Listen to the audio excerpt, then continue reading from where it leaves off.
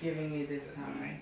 This is an historic moment, and I'm hoping that so many people will get to hear your message and, of course, hear the stories. But there are a lot of things that you touched on that I'd like to be able to talk about first. And I know that you hear all the time people want to know about Muhammad Ali, and that's great. And I'm sure you have a lot of stories to tell about that. And I'll just start there with you were 16 and he was 24. That's when we was almost married, though. Married when you were about to get married. When I first met him, I was only 10. Okay. Did you know he would be your husband? Well, at 10 years old. Some people have a plan. Well, the only thing about it, when I was 10, and when he came to the school for the first time, I never heard of Cassius Clay or anything. I didn't know anything about any boxing or anything when he first came. Right. I was all into school and into black consciousness and into our culture and our beautiful names that was given to us and our education of our black history, and I was very strong into being a devout Muslim and being a propagator of faith to spread truth and to help others. And I was a very strong fighter of Islam because there was so much truth in it.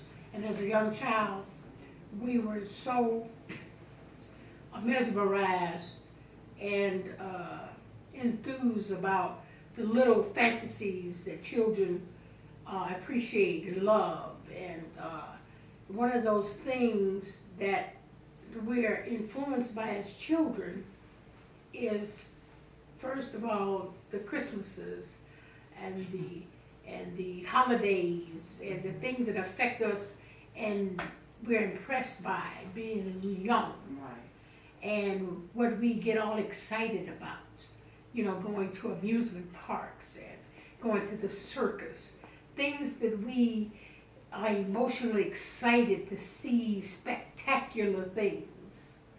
As a child, growing up as a Muslim girl, the most spectacular thing that we ever learned about wasn't a Christmas, wasn't Santa Claus.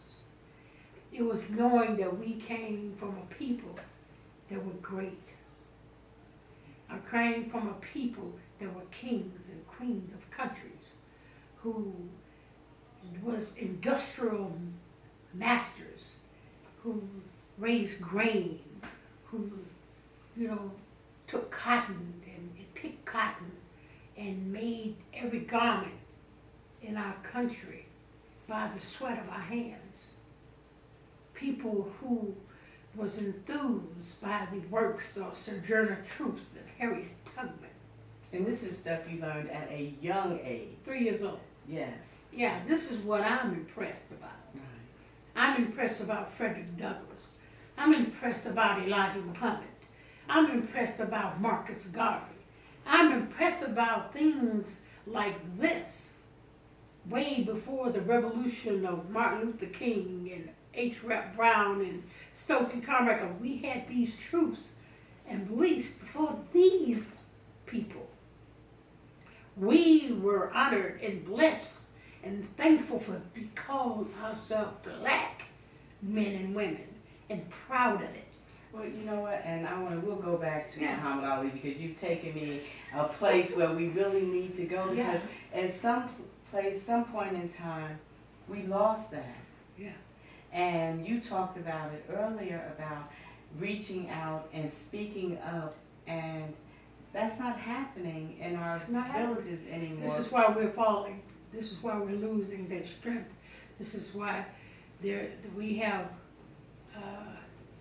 have our drug problems. This is why we have our alcohol problems. This is why we have our bipolar issues. And do you think that now more than ever, the Nation of Islam is needed because of that? Look, it is needed.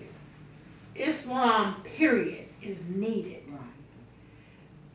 is learning your blackness that the Honorable Elijah Muhammad has taught us. We've always needed that. And even though the young Muslims have it, the young Black Americans do not have it. The young Afro-Americans, the young rap artists, the young alcohol and vodka owners of our country who thrive off of making money off of liquor and cigarettes and using our bodies promiscuously in the public, showing our tush and our tits. We need to take our mind off the throne and put ourselves back on the throne because we have lost. We have lost the essential things of just being humane. Our problems, we have issues. Our women are using children to fight against their unmarried men, to use their ex-husbands as a target, to blame him for what she did, or what they did together. You cannot just blame one side. They use our children to fight and hate.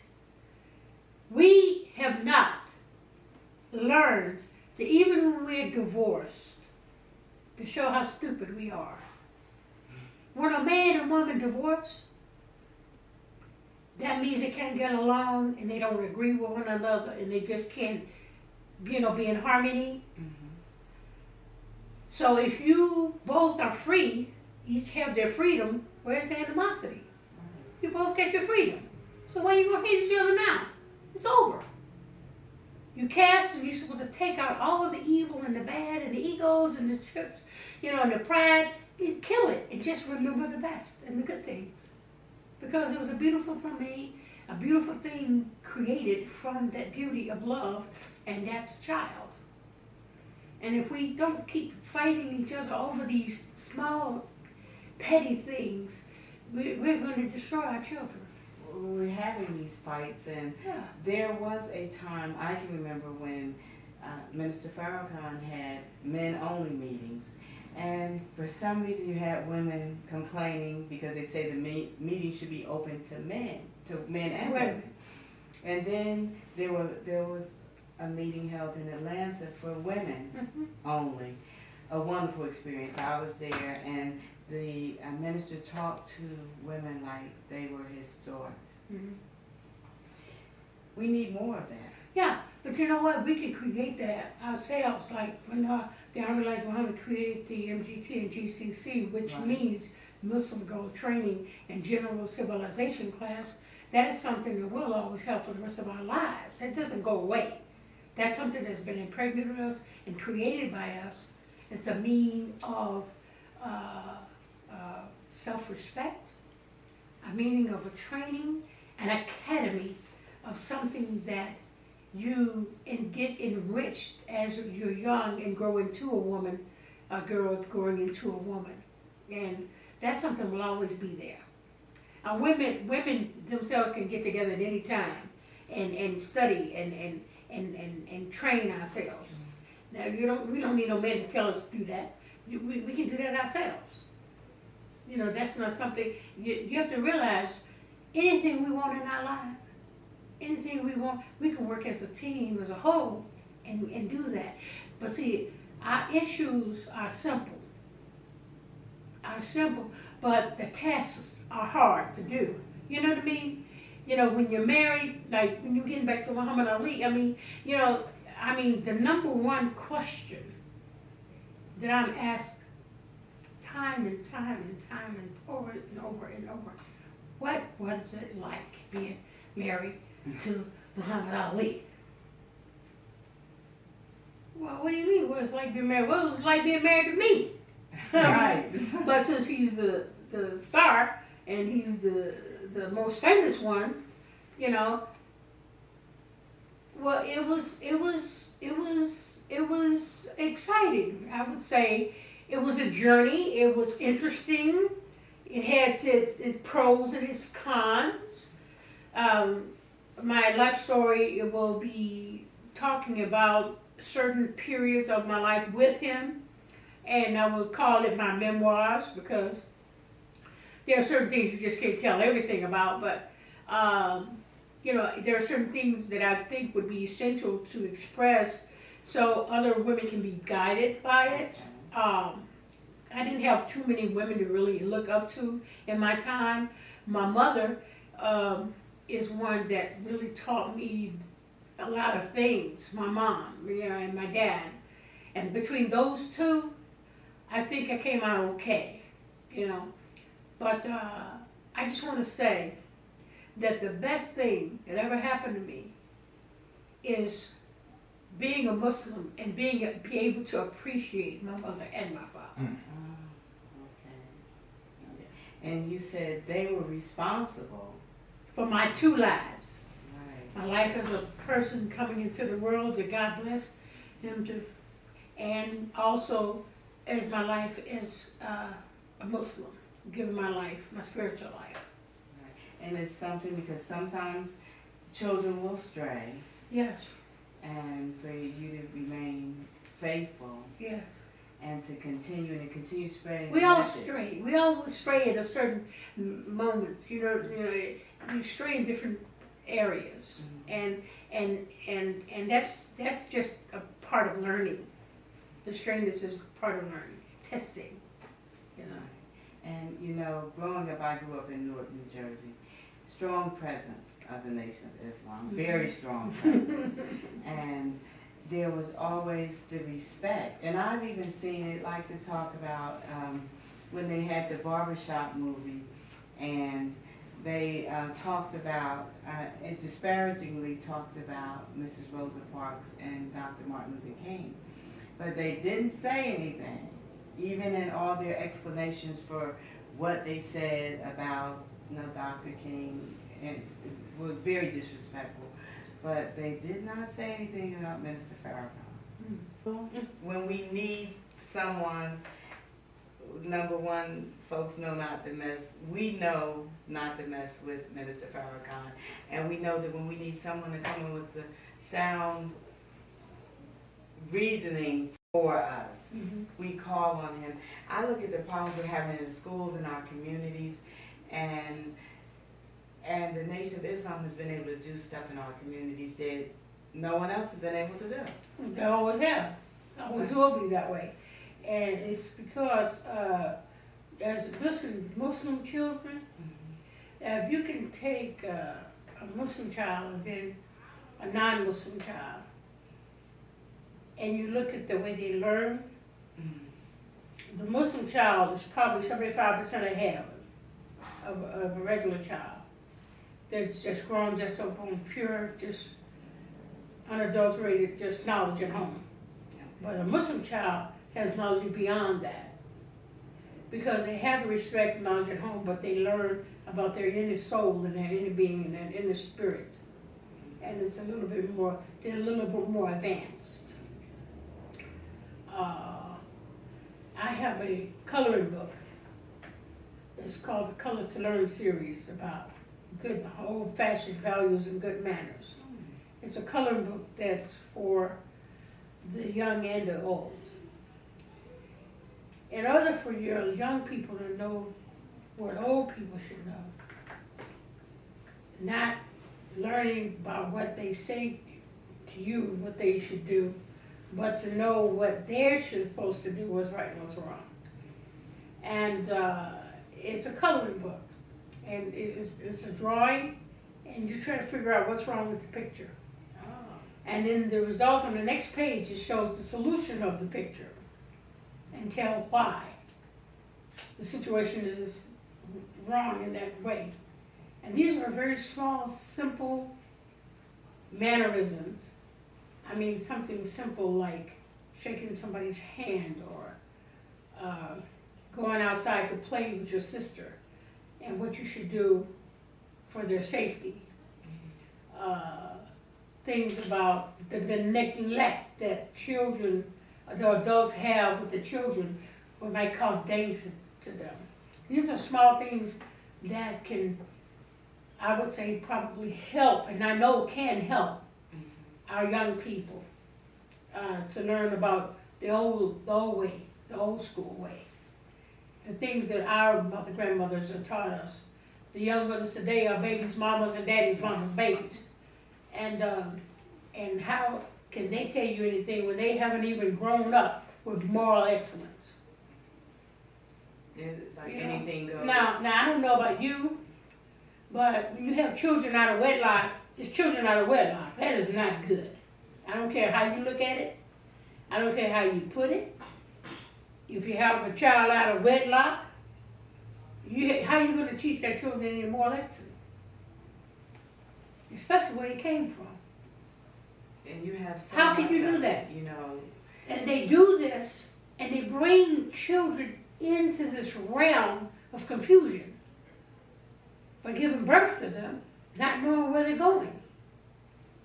And opening that door of confusion from the moment he's born. How do you teach a child from going with another man's husband? Or going with somebody else's wife? And they do it all the time, like it ain't nothing. Well, you know, you talked about how you disciplined someone's child, and people are afraid to do that now. Well, you know what? And that's part of the problem. Right, and that's part of the problem. You would rather teach your own dog new tricks and not your children discipline. You know what I'm saying? It's scary. That's a It's good scary. one. Yes. You know what I mean? Your dog is more important to your own child. We see certain people will get a maid or a nurse to walk their children to school, to change their children's diapers, to feed their children, to teach their children, but they'll take their dog and walk them around the corner and clean up their crap with some plastic and think nothing of it. But they'll do it for the dog, but they won't do it for their own child. That's scary. That's very scary. It's scary. You talk about teaching our children. I came in and you were talking about something I knew growing up from the Nation of Islam. Mhm. There was self-help, doing for self. Mm-hmm. And you were talking about our health. Yes. And a way that we can, I saw, become not only healthier, but become financially independent. Mm-hmm. And going back to the roots of, it was nothing for me to see, we got whiting, Yes. we got bean pies, we got Muhammad Speaks and then the final call in New Jersey. Yeah. And now you're talking about health care, and we It's have unbelievable. nothing without our health. Nothing without it. But see, our people will not listen to that. Our people will not listen to what the green beans and kale and spinach do for you. Only health nuts do that. I mean, we don't do that for our people. We're quick to go to McDonald's and Burger King and Popeye's chicken in a flash. This is why we're basically obese, and the children are obese. And look, me, I got to lose weight. I mean, mine's just overeating the good food. I'm overeating good food. So, there's a certain kind of discipline. I'm trying to learn myself to be more disciplined than eating, the small portions. I'm on a regimen now to get in training and get thin the way I was before. And it's a hard job, but we have to realize our people out there are eating really bad stuff. I mean, you look at 2014, and they're still eating the new white meat. They're still eating pork. I mean, God gives you senses: smell, touch, taste, feel. And when you smell something wrong and it's foul, that's a sign. Don't eat it. And these people eat chitlins every day. Every 4th of July, every Christmas. And then they say they're cleaning. And you say, how can you clean? The sign itself. When you smell foul, that's the sign right there. Don't touch that. That's something not to be consumed. But they ignore it just like they ignore truth, just how they ignore what's right. And you just do it simply because they don't care. They don't care. They've been doing it all the time, and they see their friends do it, and they just follow, you know, the blind following the blind all the time. And you know, it's up to the individual to do these things and just follow suit. But people are gonna do what they want to do. They're gonna do whatever's easy. They're gonna do whatever they think. They're not thinking about what they're doing. They just do it. Well, and I see you say they do it, some are But- not. but I it's talked to conscious. a mother the other day because I was telling her I have my sister's 16-year-old, and so I wanted to talk to her friend's mother. Well, a 16-year-old has a mama who's 34, you know, so I'm really like, well, where's your grandma? Let me talk. Yeah, You know, trying to talk. Somebody older. But we have things going on, and just how do we get back on track? How do we get the respect there? How do we get folks not feeling like they pass down, it's called here Lone Star card for food stamps, where our children are growing up thinking our legacies we're passing down for them to be on public assistance, to not work, not do anything with their lives. Yeah. Now you have some who are doing really good, but what about there are too many who are not doing good. Yeah, and you know what? It's because of nobody really giving them talking to or giving them some kind of guidance or setting them some kind of example. See, a lot of our problems and issues, we don't set enough examples. We know we got problems. We do bad things to our kids. We say the bad things and wrong things to our kids because we're guilty of it. So if we're guilty of doing bad things, then we feel we don't have a right to say what's right because we have already put the guilt on ourselves. So that right away keeps you from going out there to actually talk to the kids because you're not a good example. Now, if you were talking to a group of young girls, I'm going to say 10, 12, what would your message be to them? Okay. First of all,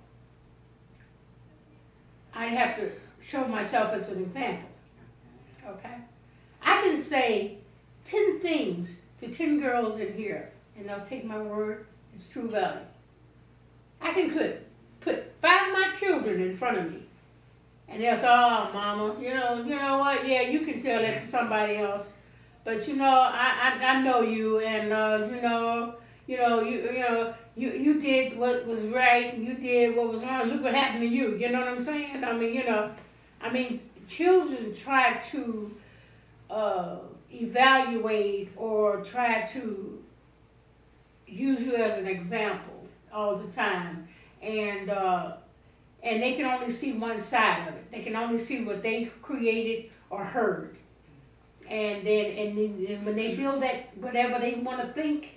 Whatever they want to think, instead of being a part of you, understanding what you feel or understanding what you was going through, they can't see it. They won't be able to see it.